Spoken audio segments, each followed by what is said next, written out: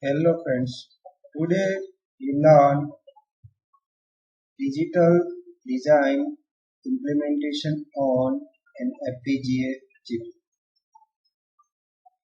So the board which we have FPGA board, it is a DE1 altera cyclone 2 board. Here you can see the DE1 board which have a FPGA chip. It is cyclone 2 FPGA chip, and the cyclone 2 have 20,000 logic elements and more than 300 IO pins. So this board, it is for the experimental purpose. So the standard peripherals are connected with this FPGA. So let's see one by one all the peripherals which are connected with this FPGA to perform experiment.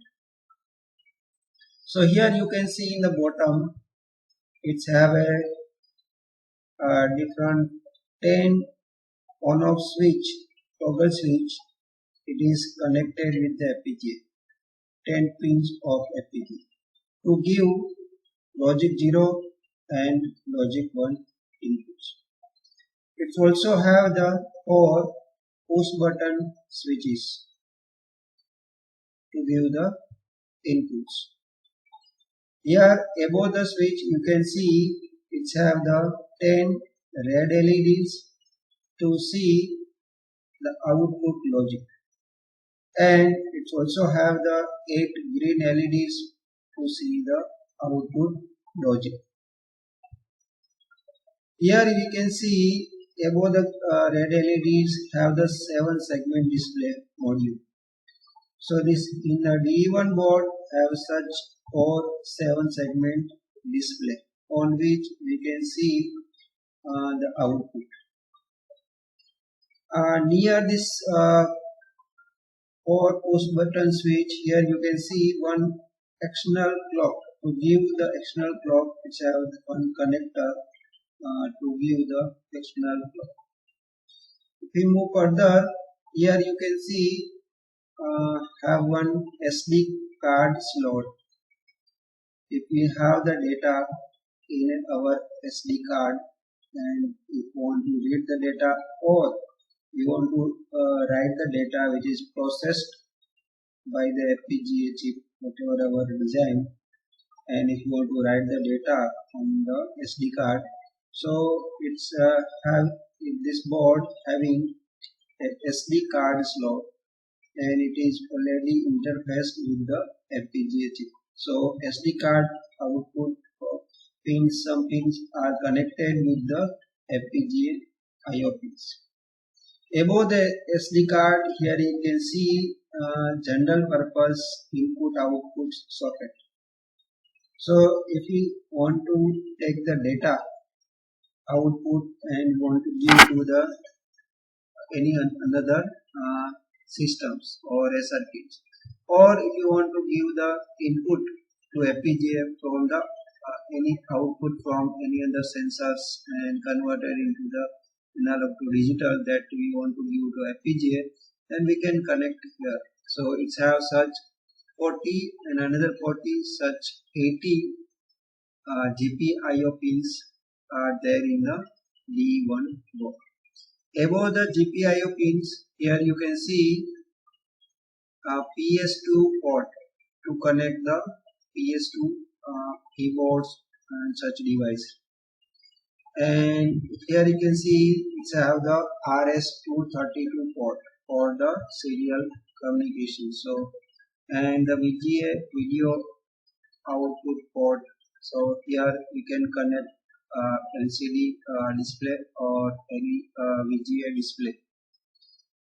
Near to VGA port, it's have a line out interface to connect the line out to speaker It's have a mic in and the line in.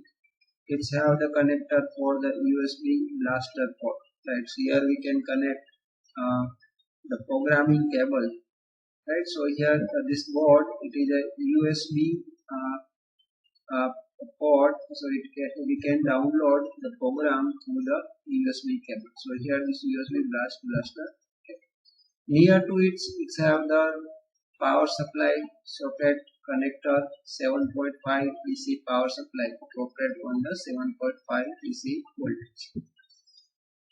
Then here we can see it's this red, it is a on off switch, and inside the board it have the three crystals. Here you can see this yellow, these three crystals. So this three crystal, one crystal having the frequency it's 24 megahertz oscillator crystal, another is 50 megahertz clock signal oscillator crystal, and third is 27 megahertz oscillator crystals. Right? Out of the three crystals, 24 megahertz oscillator crystal, it is used to interface the different IC with the FPGA for that synchronization. And the 27 megahertz and the 50 megahertz clock, it is connected to one of the pin of the FPGA. So if you want to use the inbuilt 27 megahertz, then we can directly, it's have the crystal, so we can directly give that clock to the FPGA. And near to that crystal, here you can see it's have the Altera USB blaster controller chip. Right? Blaster controller chip to to download the USB blaster cable data into the FPGA. Here you can see near to the below the VGA port, a small chip. This small chip, it is nothing but the 24-bit audio codec chip. So it convert the analog data samples into the 24 bits, and output of this 24 bits, 24 line, it connected with the 24 pins of the FPGA. Right? And it is codec, so it can it convert the analog to digital as well as the digital to analog data. And so these are the different interfacing with the DE1 boards, and the main chip, it is an Altera. This cyclone 2, it is an Altera FPGA chip, and this is fabricated using the 90 nanometer technology, and it's have the 20,000 logic elements and more than 300 IO pins. So this is about the board which in which we will download our digital design. So let's see today. Let me download a half header. Let me design the half header using the quarters tool, and let download on this FPGA chip, and let verify our half header. Right. So let me see the step by step how to design the half header using the quarters tool, and how to download on an FPGA board. So first step in a quarters tool is we have to go in a file and new. Then here if we want to enter the design in a VHDL, then you have to select the VHDL. Okay, so it will open the VHDL editor window. Here we have to write the program for the whatever the digital design we want to implement on an FPGA chip. So here we want to implement half header. So VHDL code for half header, VHDL code for the half header. So first step in a VHDL is to declare the library. So library is IEEE. Name of the library is IEEE.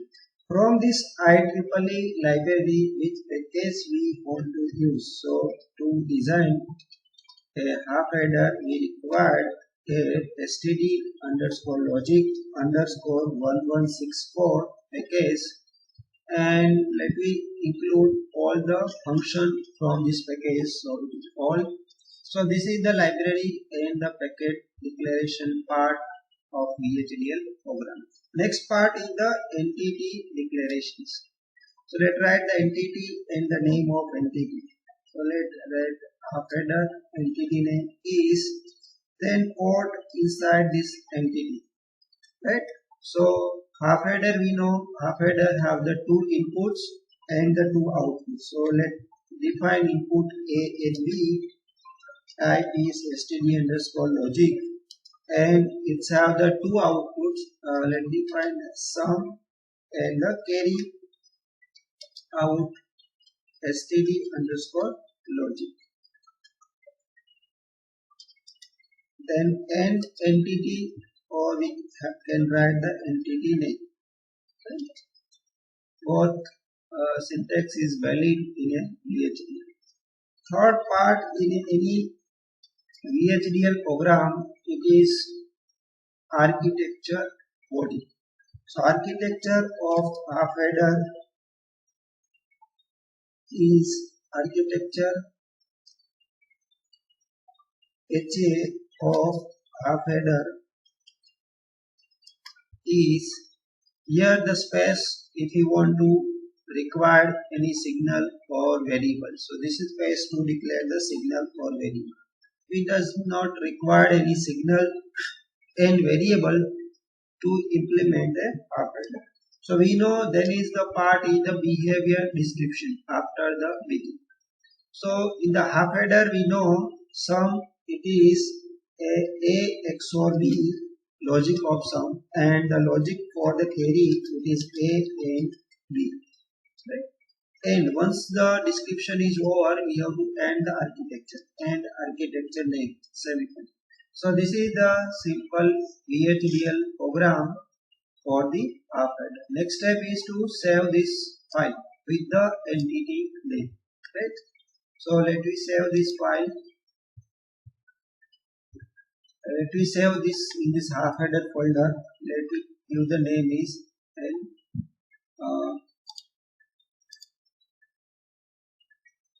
let me save here in a VLSI. Let me save header. It will ask to want to create the project. Yes, we want to create the project for this VHDL file. Here we have to select in the when you create the project in a new project wizard steps. Here you have to select in which FPGA board we want to download our design. So the board D1, we have the FPGA chip. It is a cyclone 2 family. So we have to select the cyclone. In the cyclone 2 family specific device, cyclone 2 it's also have various devices. In the cyclone 2, the device which in a D1 board have, it is EP2C20F 484C7. Right, this is specific device. This number it is written above the chip like 7404, like every EPL 74 series IC, it have the mention the number of IC above the chip. Similarly, in a FPGA chip, the number of device number, it is printed on it above the chip. So here in a D1 board we have the device, it is EP2C20F484C7, right? So it's have the 315 user IO pins and 18,752 logic elements for the user purpose. Then next and finish. So this is the process to create the project, right? So here we have to select the specific device in which we want to download our design. Do not forget this when you create the project. Then next step is to compile the design. So let me compile our design. So once we compile, it will process analysis and synthesis. analysis means it will check if have any error as per the VHDL syntax or not in our design. Then the synthesis part is convert the VHDL program into the net list. Then filter part it do the place and route of an inside the chip of a selected device. Then the assembler will generate the programming file to download on an FPGA chip. Then classic timing analyzer will generate the report, the actual propagation delay from input to out. So once we full compilation is complete, it will generate some status summary of the compilation. Here we can see to implement a half header, it required only two logic elements out of 18,752, right? And it's required only 4 user pins to implement a half header out of 315 pins. Then once the full compilation is complete, next task is to do pin assignments. When you want to implement on an FPGA chip and then we want to verify, right, we do not need a simulations. If you want to do the simulation, you can simulate it by generating the vector waveform file, and then next step is to simulate the vector waveform file. Here we want to implement our design on an FPGA chip. So for that we have to select which pin from the board. So here you can see the board, it's have the 10 switches, right? Now to implement the half header, we require the 2 input pins A and B. So for that input pin A and B, we require the 2 switches. So out of 10, which switch we will use, that we have to decide. So let me use this first 2 switch SW0 and SW1. And it's have the 10 red LEDs and 8 green LEDs. So let's see which LED will use to see the output. So here we want to display a sum bit and we want to display the area output. So let me use the first 2 red LED 0 and red LED 1 to see our output sum bit and carry bit. For that we need the information, like information is this LED is connected to which pin of FPGA, right? So FPGA have the 315 pins. Out of the 315 pins, some pins are connected with different interface. So we should know this LED 0 is connected with which pin number of FPGA, and similarly both the switch which we want to use are connected with which pin number of FPGA, right? So this information it is given with the board in a form of Excel file. So from this Excel file, here we can see all the GPIO pins are connected with these pins of the FPGA. So here we can see the switch. So switch 0 is connected with the L22 number pin of FPGA, and switch 1 it is connected with the L21 number pins of FPGA. Similarly, let's see the LED. Where the LED? What is the LED R0? It connected with the R20 pin number, and LED R1 is connected with the R19 pin number of an FPGA. So next task is to do the pin assignment, pin planner. So for that we have to go in assignments, pins. Here it will open, it take all the inputs and output pins.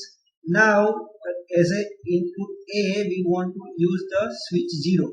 So switch 0, what is the pin number of switch 0? We have to see. So switch 0 pin number is L22. So here we'll write L22. Okay. Then as a B we want to use a switch number 1. So switch number 1 pin number having the L21. So here we'll write the L21.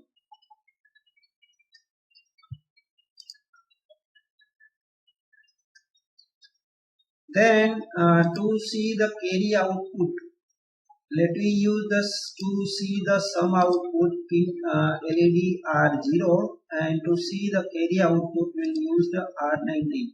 So for to see our sum output we'll use the R20, and to see the carry output, let's use the pin number R19, which is the LED 1, and this is the LED R0. So once we assign the pins, right, this is the pin planners.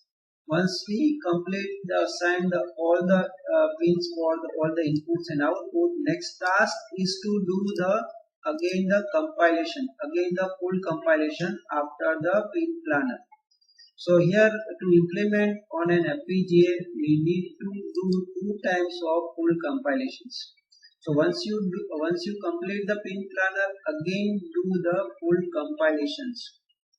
So it takes the information the A which is connected with the which pin with the FPGA, and this information we have provided. Now we have to do again the full compilations.